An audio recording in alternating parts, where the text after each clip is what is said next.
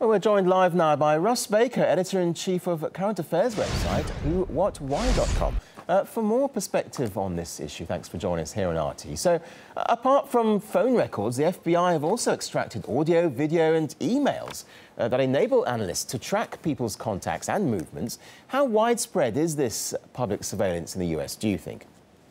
Well, it appears to be enormous, particularly the story out of the Washington Post that this program, codenamed PRISM, has been for about 7 years, obtaining records via the very biggest companies that we all use, Microsoft, Google, Facebook, and Skype, on which you and I are talking right now, all of these things.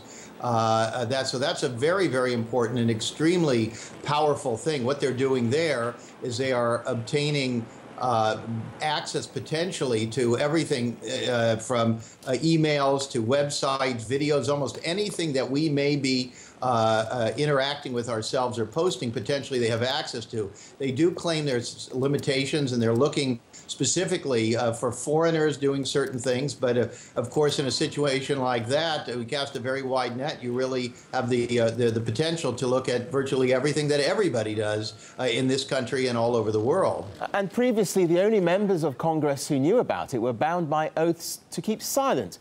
So why this apparent drive to keep the public in the dark? Well, the whole system is set up that way. Congress are essentially victims because they don't really know anything. At WhoWhatWhy.com, we've been reporting on this for a long time. I've written a book dealing to some extent with this. The intelligence committees themselves are penetrated by people from the staffs of these intelligence agencies they're supposed to regulate. And as you pointed out, the members of these committees are sworn to silence. So it's not a very effective way of creating any kind of accountability.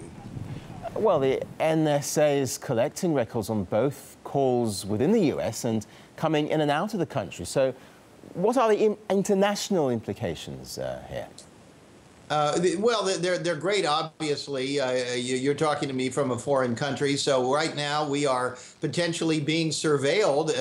Technically, they would say that you would be a potential interest, not me, because they keep saying we don't want to look at Americans. Of course, that's kind of absurd because anybody could potentially commit a terrorist act. Yeah, I mean, all international communications and all domestic ones, for that matter, supposedly looking at the foreigners, but as we say, the reality is they're looking at all of us. They're trying to establish networks of communications and connections, but it's you know, I think the whole thing's kind of ridiculous because you're really looking for a needle in a haystack. In other words, you're looking at virtually the entire world trying to find just a handful of plots, and as we know, many of these plots themselves turn out to be much more complicated, with FBI informants involved right from the beginning.